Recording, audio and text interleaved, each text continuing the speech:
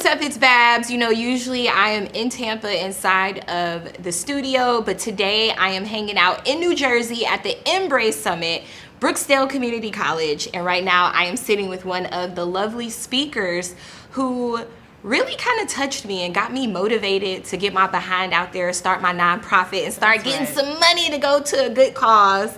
Now tell everybody your name and what is it that you exactly do? Hey, I am Sade Dozan, and I move money. That's really what I do. I call it fundraising, philanthropy, whatever you want to call it, but it's wealth movement work.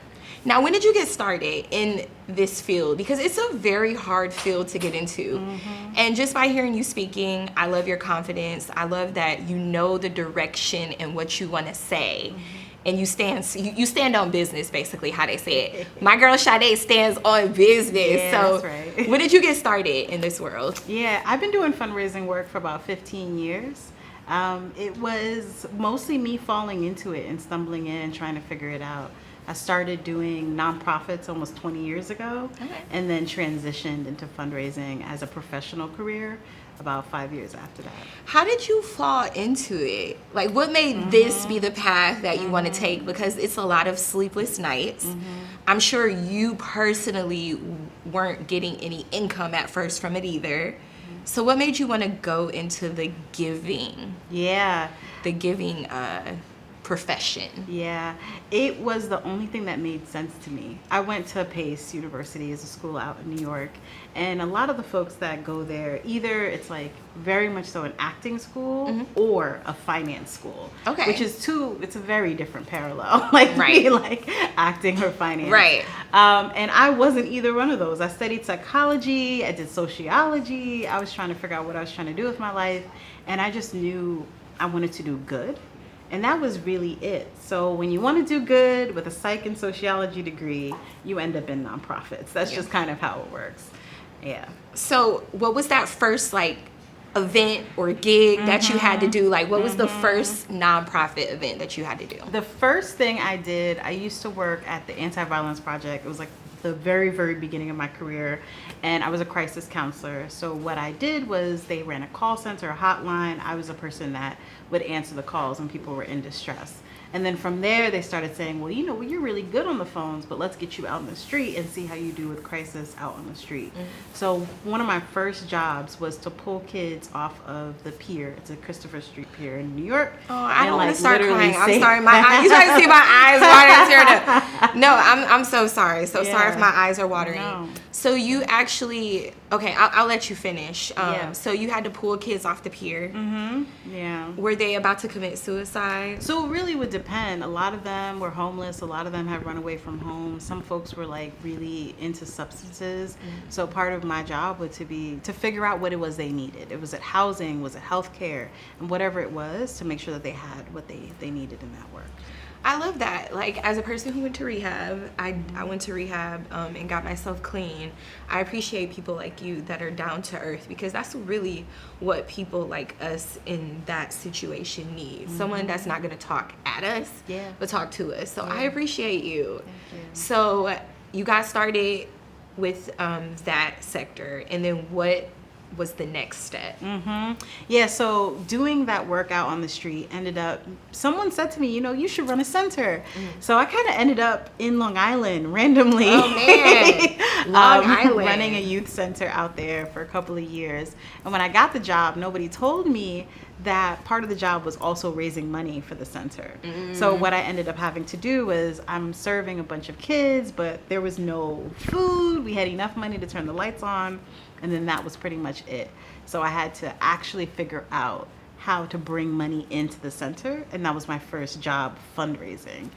Now, did I hear you correctly out there? How much money did you raise before? Yeah, I've raised over $200 million. Over $200 million. Yeah. That means you are a very good speaker. Yeah, I'm a good storyteller. Good storyteller. Yeah, Yes. yeah. So are you getting on the phone with these people, or are you meeting people in person? What's the best approach when trying to raise money? So I can say it really depends. I think it depends on your skill set. I don't think I'm an extrovert. I think I'm an introvert that presents like an extrovert because I know I have a story to tell. So I think people relate to me in that way. When I started off doing writing. I mean, I went to school. I started off, the reason why I chose psychology was because there were more papers than there were tests. I prefer to get some writing done. Right. And so I started off doing writing with grants and did like outreach letters to the community, and that's how I kind of started off.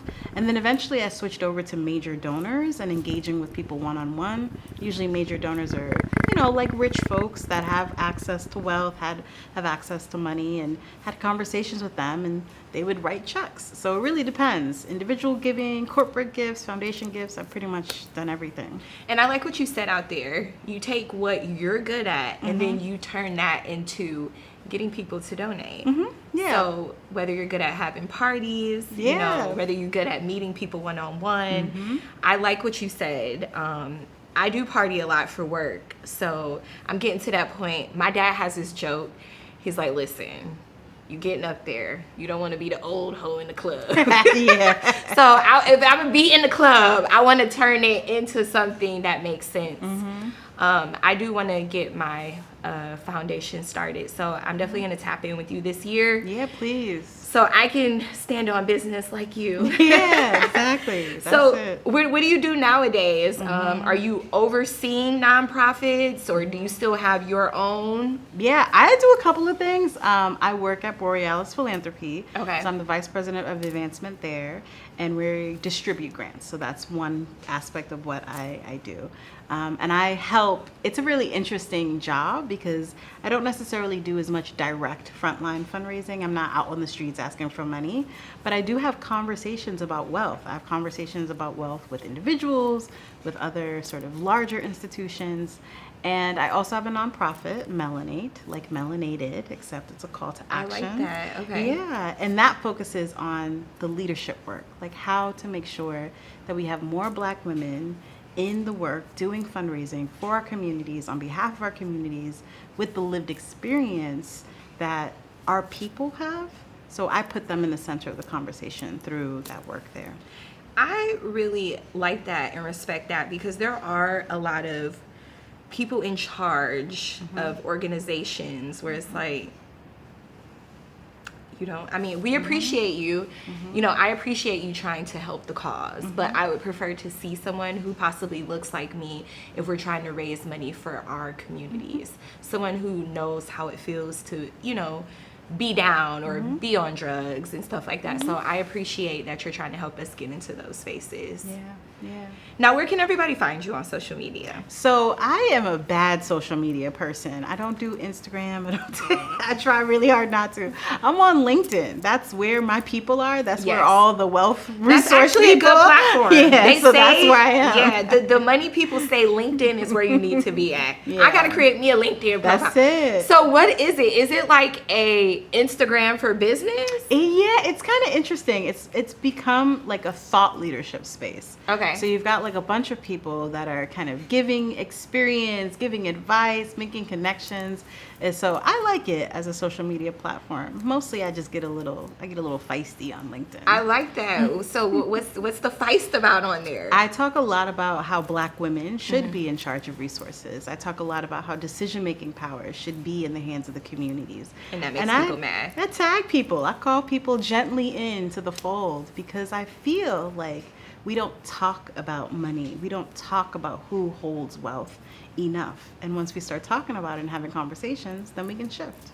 I like that. Yeah. And I'm sure that upsets a lot of people. Because for some reason, I feel like, and this could just be, I know that a lot of people feel this way. I feel like Black women, they just hate us for no reason. Like, we could post our video right now and we're going to get hate messages. Yeah. We're speaking nothing but positivity. Yeah. Why do you think it's like that? So I think it's a little bit of power, right? It's this idea. So Heather McGhee, who's an amazing author, created this book, The Sum of Us. And she has this idea where it's called like zero sum. The idea that if you're winning, then someone else is losing. And it's really saturated into the American concept, Very. right? Like people are like, oh, if you're winning, then I'm losing. And actually what it is it feels like a loss of power. If someone else is elevated, if someone else is winning, then what am I doing? Where am I in this space? And I like to tell people it's actually about belonging. If you create spaces where people belong, then you'll be able to shift them in a different way and move them in a different way. I like trolls. I get a couple trolls on LinkedIn. They get a little upset. They come up in my DMs. Sometimes they post publicly.